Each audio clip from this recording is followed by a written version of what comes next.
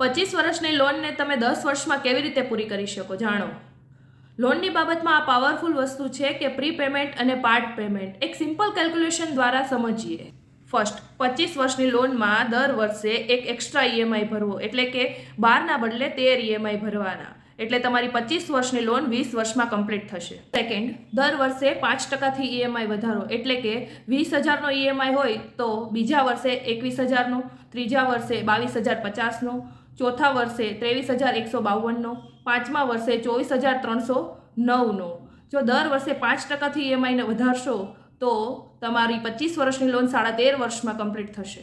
અને જો આ બંને સાથે, એટલે કે એક્સ્ટ્રા ઈએમઆઈ પણ ભરો અને 5%થી ઈએમઆઈ દર વર્ષે વધારો પણ કરો તો તમારી 25 વર્ષની લોન કેટલા વર્ષમાં પૂરી થશે દોસ્તો?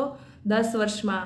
25 વર્ષની લોન આ રીતે 10 વર્ષમાં કમ્પ્લીટ કરી શકાય. દોસ્તો, આ વિડીયોને લાઇક કરો, શેર કરો, કમેન્ટ કરો અને આ પેજને સબસ્ક્રાઈબ કરો.